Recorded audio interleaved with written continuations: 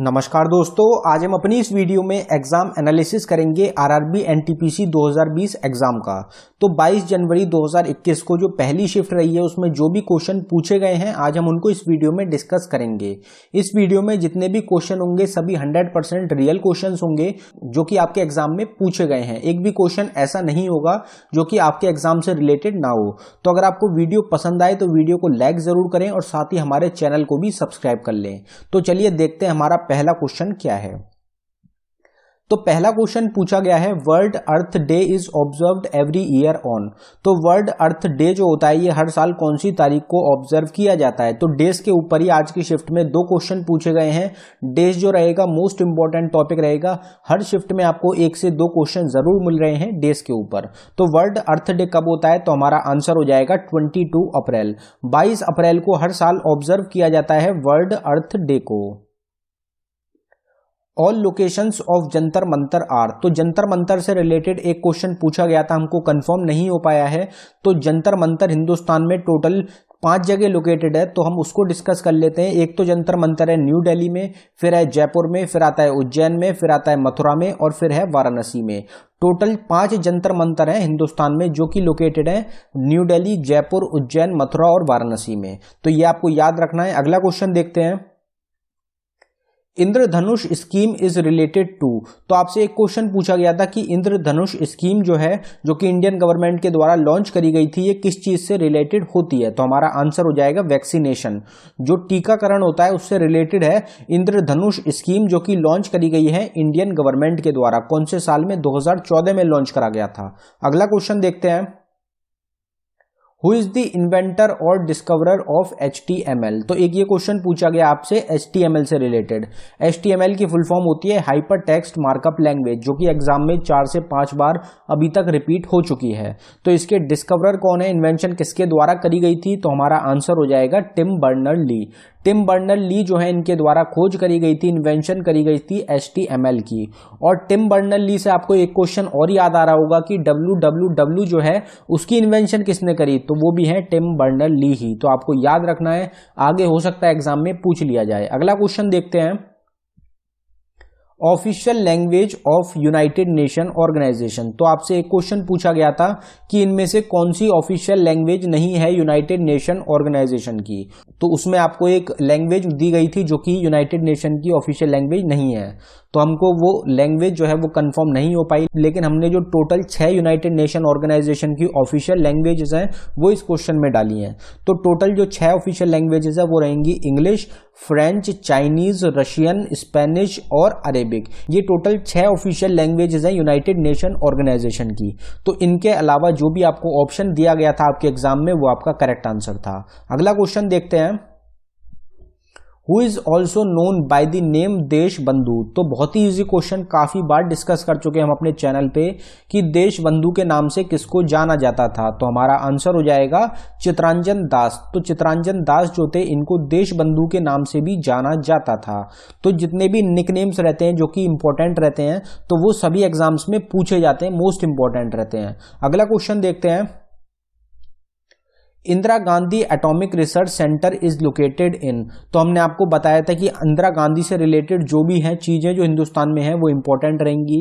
Indira Gandhi national park हो गया, Indira Gandhi wild life sanctuary हो गया, इंदिरा गांधी स्टेडियम हो गया, जो भी इंदिरा गांधी से रिलेटेड है वो एग्जाम में पूछे जा रहे हैं। तो Indira Gandhi atomic research centre जो है ये लोकेटेड है चेन्नई, तमिलनाडु में। चेन्नई जो कि कैपिटल है तमिलनाडु की, वहां पे लोकेटेड है Indira Gandhi atomic research centre. Which city of Jammu Kashmir is the largest producer of saffron, जिसको कि केसर कहा जाता है। तो केसर जो होता है उसकी सबसे ज्यादा जो प्रोडक्शन होती है जम्मू कश्मीर में वो कौन सी सिटी में होती है। तो यहाँ सिटी पूछी गई। वैसे क्या पूछा जाता है, स्टेट के बारे में पूछा जाता है। तो स्टेट आपको पता होना चाहिए कि जम्मू कश्मीर में सबसे ज्यादा प्रोडक्शन होती है केसर की। अब अगर सिटी की बात करी जाए तो सिटी रहेगी श्रीनगर। तो जम्मू कश्मीर की जो कैपिटल है श्रीनगर, वहां पे सबसे ज्यादा प्रोडक्शन होती है केसर की, सैफरॉन की। विच of the following has never done the presidency of Indian national Congress. तो इस क्वेश्चन में हमको 4 ऑप्शन दिए गए थे और ये पूछा गया था आपसे कि इनमें से कौन है जो कभी प्रेसिडेंट नहीं बने हैं इंडियन नेशनल कांग्रेस के। तो उसमें आपका ऑप्शन था राजा राम मोहन रॉय।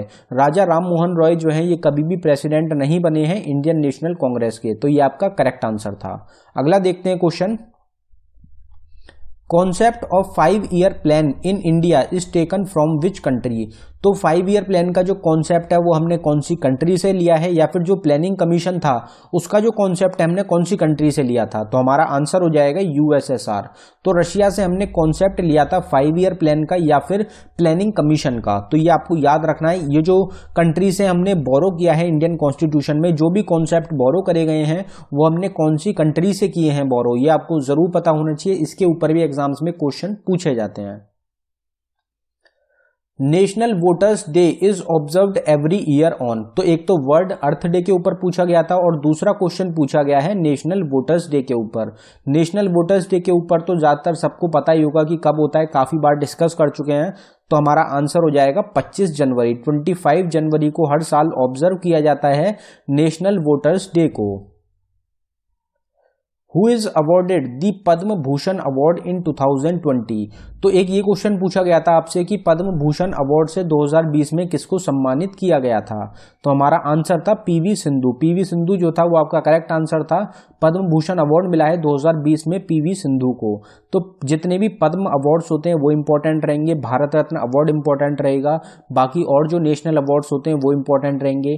तो उनके जो भी विनर्स हैं आप उनको एक बार जरूर पढ़ लें, वो इंपॉर्टेंट रहते हैं, एग्जाम्स में पूछे जाते हैं। अगला क्वेश्चन देखते हैं, which of the following country is a member of United Nation Organisation. तो एक ये क्वेश्चन पूछा गया, काफी इजी क्वेश्चन है कि यूनाइटेड नेशन ऑर्गेनाइजेशन का इनमें से कौन सा एक मेंबर कंट्री है, जिसमें आपका एक ऑप्शन था चाइना। तो चाइना जो है ये मेंबर कंट्री है यूनाइटेड नेशन ऑर्गेनाइजेशन की। प्रेजेंट टाइम में 193 मेंबर कंट्रीज हैं यूनाइटेड नेशन में। तो उसके अलावा और कोई 3 आपको ऑप्शन दिए गए थे चाइना के साथ, जो कि आपके ऑप्शन में थे। तो उसमें आपका जो चाइना कंट्री थी ये मेंबर रहेगी यूनाइटेड नेशन ऑर्गेनाइजेशन की। विच of the following is not a plant hormone. तो आपसे क्वेश्चन पूछा गया था कि आपको 4 ऑप्शन दिए गए थे कि इनमें से कौन सा एक प्लांट हार्मोन नहीं है। तो हमको ऑप्शन क्लियर नहीं हो पाए, इसलिए जो भी इंपॉर्टेंट प्लांट हार्मोन्स होते हैं जो कि आगे एग्जाम्स के लिए भी इंपॉर्टेंट रहेंगे, हमने उनको इस क्वेश्चन में डाला है। जैसे कि इथाइलिन एक प्लांट हार्मोन होता है, फिर गिबरेलिन्स होता है, फिर ऑक्सिन होता है, एब्सिसिक एसिड होता है, फिर साइटोकिनिन होता है। इसमें मोस्ट इंपॉर्टेंट रहता है एक तो ऑक्सिन्स के ऊपर काफी क्वेश्चन बनते हैं, और एक होता है साइटोकिनिन्स।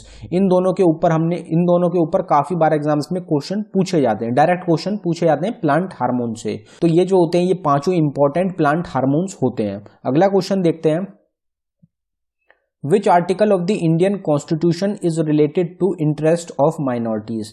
तो एक ये क्वेश्चन पूछा गया था कि इंटरेस्ट ऑफ माइनॉरिटीज से रिलेटेड कौन सा आर्टिकल होता है इंडियन कॉन्स्टिट्यूशन का। तो उसमें हमारा आंसर था आर्टिकल 29। आर्टिकल 29 जो होता है ये इंटरेस्ट ऑफ माइनॉरिटी, जो माइनॉरिटीज होती हैं उनका जो इंटरेस्ट है उससे रिलेटेड होता है article 29। In which city of India elephant festival is celebrated during the time of Holi. तो काफी फेमस फेस्टिवल होता है जो एलिफेंट फेस्टिवल होता है, ये सेलिब्रेट करा जाता है होली के टाइम पे जयपुर में। जयपुर जो कि जगह है, जो कि कैपिटल है राजस्थान की, वहां पे सेलिब्रेट करा जाता है एलिफेंट फेस्टिवल्स को। ये जो होता है ये काफी अट्रैक्ट करता है टूरिस्ट को हिंदुस्तान में, और ये काफी फेमस फेस्टिवल रहता है। अगला क्वेश्चन देखते हैं, the modern periodic table is based on. तो मॉडर्न पीरियोडिक टेबल जो है ये किस चीज पे बेस्ड होती है। तो हमारा आंसर हो जाएगा एटॉमिक नंबर। तो एक जो ऑप्शन दिया गया था आपको वो था एटॉमिक नंबर का। एटॉमिक नंबर पर बेस्ड है modern periodic table. Where is the headquarter of Agmark, जिसकी फुल फॉर्म होती है एग्रीकल्चर मार्केटिंग लोकेटेड। तो एगमार्क जो है इसका जो हेडक्वार्टर है ये कहाँ पे लोकेटेड है, ये एक नेशनल ऑर्गेनाइजेशन रहेगी। तो इसका हेडक्वार्टर हो जाएगा फरीदाबाद हरियाणा। तो फरीदाबाद जो सिटी है हरियाणा में, वहां पे हेडक्वार्टर रहेगा, वहां पे लोकेटेड है एगमार्क ऑर्गेनाइजेशन। एगमार्क की फुल फॉर्म याद रखनी है एग्रीकल्चर मार्केटिंग, इंपॉर्टेंट रहेगी। अगला क्वेश्चन देखते हैं, Dada Sahib Phalke award is related to which field. तो दादा साहिब फाल्के अवार्ड जो होता है ये कौन सी फील्ड से रिलेटेड होता है। तो हमारा आंसर हो जाएगा सिनेमा। तो सिनेमा जो होती है, जो फिल्म से रिलेटेड होता है, उससे उस फील्ड में दिया जाता है दादा साहिब फाल्के अवार्ड को। अगला क्वेश्चन देखते हैं, Adi Granth book is related to which religion. तो आदि ग्रंथ जो बुक है ये किस रिलीजन से रिलेटेड होती है, तो हमारा आंसर हो जाएगा सिख। तो सिख जो होते हैं, जो सरदार जो होते हैं, उनसे रिलेटेड होती है आदि ग्रंथ बुक। अब आदि ग्रंथ बुक जो है ये किसके द्वारा लिखी गई, तो गुरु अर्जन देव जो है उनके द्वारा बुक लिखी गई थी जिसका नाम रहेगा आदि ग्रंथ। तो ये भी आपको याद रखना है। और आज की जो ये शिफ्ट रही है ये इजी टू मॉडरेट रही है, और जो कल की शिफ्ट पूछी गई थी वो रही थी मॉडरेट टू हार्ड। तो कोई कोई बीच में शिफ्ट ऐसी भी आती हैं जो कि मॉडरेट टू हार्ड रहती हैं, बाकी जो ज़्यादातर शिफ्ट्स पूछी जा रही हैं वो इजी टू मॉडरेट ही आ रही हैं। तो कोई कोई शिफ्ट जो आपकी मॉडरेट टू हार्ड रह रही है उसके लिए आपको डीपली स्टडी करनी पड़ेगी सारे टॉपिक्स की, जिससे कि जो भी आपके एग्जाम में क्वेश्चन पूछे जाएं वो आपको अच्छी तरीके से तैयार हों। और दोस्तों जितने भी टॉपिक्स होते हैं एग्जाम्स के रिलेटेड उन सब की हमने सेपरेट प्लेलिस्ट बनाई थी, जो इसका लिंक आपको डिस्क्रिप्शन में मिल जाएगा, या फिर आप ऊपर आई बटन पे क्लिक करके देख सकते हैं। और साथ ही साथ जो जीएस जीके के इंपॉर्टेंट क्वेश्चन रहेंगे वो भी हमने आपको प्रोवाइड कराए हैं। उसके बाद जितनी भी एनालिसिस की वीडियोस हम बना रहे हैं, क्योंकि रिपीटेड क्वेश्चंस भी बनते हैं एग्जाम्स में, उसकी भी हमने एक सेपरेट प्लेलिस्ट बना दी है। तो ये जितनी भी प्लेलिस्ट होती हैं सबका लिंक जो है आपको डिस्क्रिप्शन में प्रोवाइड करा दिया गया है, और साथ ही साथ ऊपर आई बटन पे क्लिक करके भी आप इनको देख सकते हैं। तो अगर वीडियो पसंद आए आपको तो वीडियो को लाइक जरूर करें। धन्यवाद दोस्तों।